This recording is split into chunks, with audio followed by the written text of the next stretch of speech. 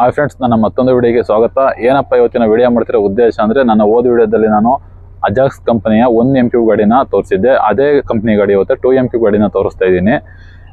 ಈ self load concrete mixer ಗಾಡಿನಲ್ಲಿ ಬೇಜಾನ್ ಕಂಪ್ನಿಗಳು ಬರ್ತವೆ.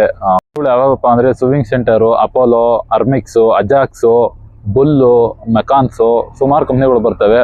ನಿಮ್ಗೆ ಯಾವ್ದಾದ್ರು ಕಂಪ್ನಿಗಳು ಗೊತ್ತಿದ್ರೆ ಅವನು ಕೂಡ ಕೆಳಗಡೆ ಕಮೆಂಟ್ ಮಾಡಿ. ಇವಾಗ 2 MQ ಗಾಡಿ ತೋರಿಸ್ತಾ ಇದ್ದೀನಿ, ಬನ್ನಿ ನೋಡೋಣ.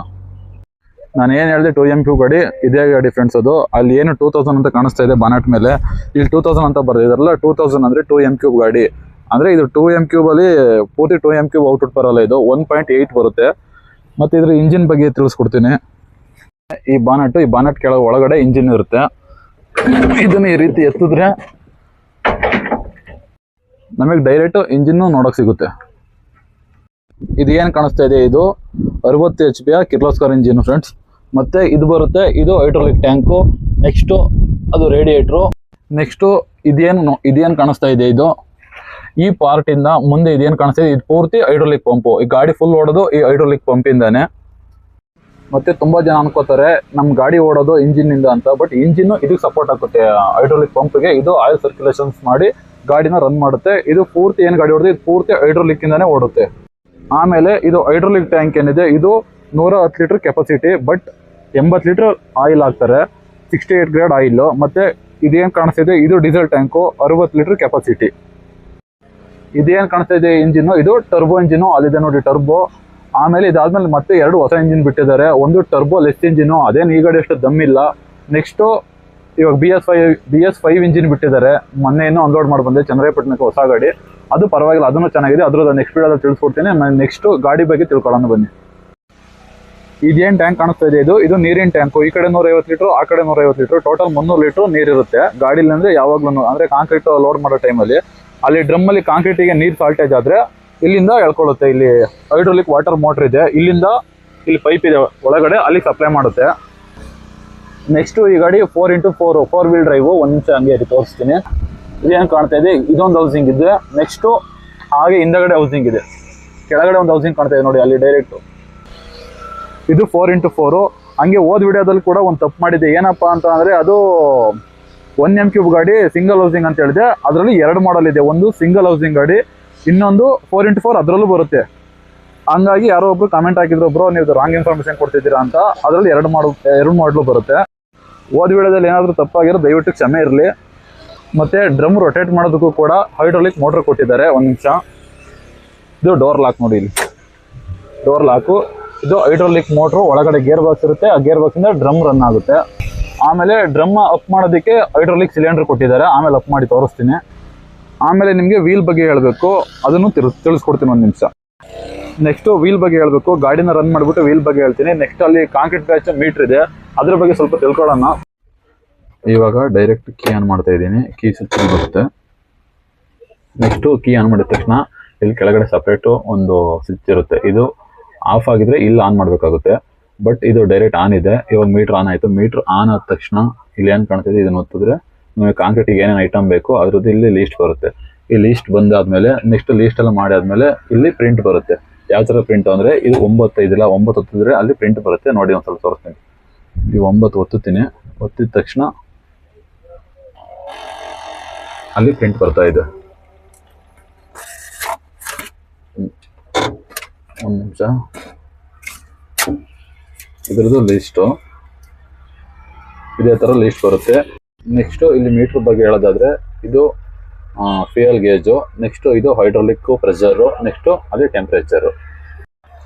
ನೆಕ್ಸ್ಟ್ ಏನು ಬರುತ್ತೆ, ಇದು ಫಾರ್ವರ್ಡ್ ಬಟನು, ಇದು ಡ್ರಮ್ದು ರೊಟೇಟು ಮಿಕ್ಸಿಂಗು, ಮತ್ತು ಇದು ನೆಕ್ಸ್ಟ್ ಅನ್ಲೋಡು.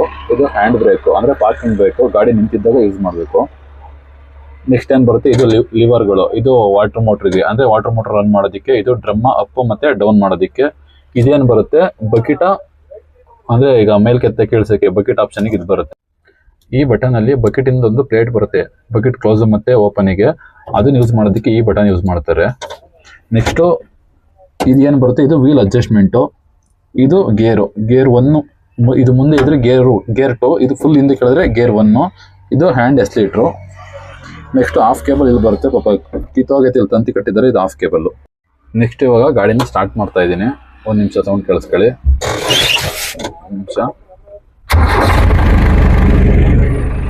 ಗಾಡಿ ಸ್ಟಾರ್ಟ್ ಆಯ್ತು.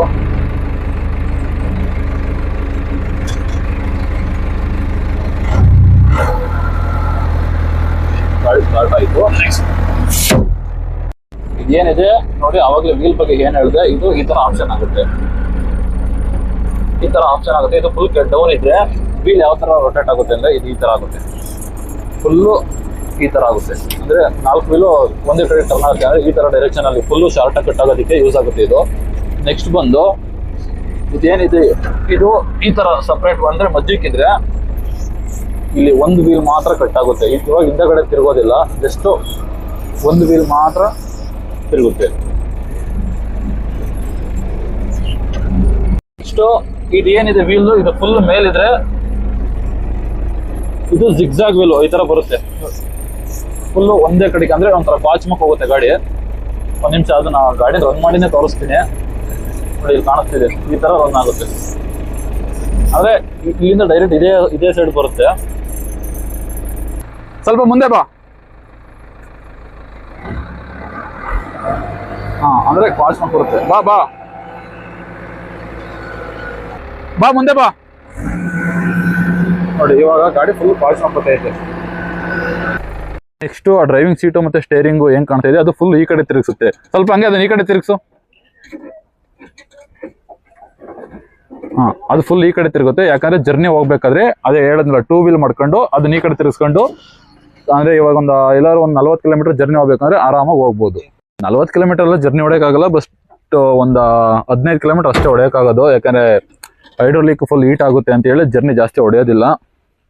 ಆವಾಗಲೇ ಬಕೆಟ್ ಬಗ್ಗೆ ಏನ್ ಹೇಳಿದ್ದೆ ಅಂದ್ರೆ ಈ ಬಟನ್ ಬಗ್ಗೆ ನೋಡಿ. ಈ ಬಟನ್ ನ ಪ್ರೆಸ್ ಮಾಡಿ ಲಿವರ್ ಆ ಕಡೆ ಹೊಡೆದ್ರೆ, ಅಂದ್ರೆ ಯಾವ ಕಡೆ, ಈ ರೈಟ್ ಸೈಡ್ ಹೊಡೆದ್ರೆ ಅಲ್ಲಿ ಕ್ಲೋಸ್ ಆಯ್ತು. ನೆಕ್ಸ್ಟ್ ಅದೇ ಬಟನ್ ನ ಒತ್ಬಿಟ್ಟು ಲೆಫ್ಟಿಗೆ ಹೇಳಿದ್ರೆ ಪ್ಲೇಟು ಓಪನ್ ಆಯ್ತು. ಇದೇ ಅಷ್ಟೇ ಬಟನ್, ಏನ್ ಕೆಲಸ ಇಲ್ಲ. ಆಮೇಲೆ ನೆಕ್ಸ್ಟ್ ಇದು ಇಂಚಿಂಗ್ ಪೆಡಲ್ ಅಂತಾರೆ. ನೆಕ್ಸ್ಟ್ ಇದು ಬ್ರೇಕು, ಇದು ಆಕ್ಸಿಲೇಟರ್. 2 ಹೌಸಿಂಗ್ ಕೊಟ್ಟಿದ್ದಾರೆ. 2 ಹೌಸಿಂಗಿಗೆ 14 ಲಕ್ಷ ರೂಪಾಯಿ ಖರ್ಚಾಗುತ್ತೆ. ಮಾತ್ರ ಹೆವಿ ಪವರ್ಫುಲ್ಲು. ಆಮೇಲೆ ಫೈನಲ್ ಆಗಿ ನಾನು ಇನ್ನೊಂದು ಏನಪ್ಪ ಹೇಳ್ತೀನಿ ಅಂದ್ರೆ, ನಾನು ಕಂಡಂತ ಮೋಸ್ಟ್ ಪವರ್ಫುಲ್ 4 ವೀಲ್ ಡ್ರೈವ್ ಗಾಡಿ ಅಂದ್ರೆ ಅಜಾಕ್ಸ್. ಯಾಕಂದ್ರೆ ಹೆವಿ ಕೆಪಾಸಿಟಿ ಇದೆ. ಇಷ್ಟು ಹೇಳ್ತಾ ಈ ವಿಡಿಯೋನ ಎಂಡ್ ಮಾಡ್ತಾ ಇದ್ದೀನಿ. ವಿಡಿಯೋದಲ್ಲಿ ಏನಾದ್ರು ತಪ್ಪಿದ್ರೆ ಕಾಮೆಂಟಲ್ಲಿ ತಿಳಿಸಿ. ಕನ್ಸ್ಟ್ರಕ್ಷನ್ಸ್ ಫೀಲ್ಡಲ್ಲಿ ನಿಮಗೆ ಬೇರೆ ಯಾವ್ದಾದ್ರು ಗಾಡಿ ಬಗ್ಗೆ ಇನ್ಫಾರ್ಮೇಷನ್ ಬೇಕಿದ್ರೆ ದಯವಿಟ್ಟು ಕೆಳಗಡೆ ಕಾಮೆಂಟಲ್ಲಿ ತಿಳಿಸಿ. ನಾನು ನೆಕ್ಸ್ಟ್ ವಿಡಿಯೋ ಮಾಡ್ತೀನಿ. ಎಲ್ಲರಿಗೂ ಧನ್ಯವಾದಗಳು.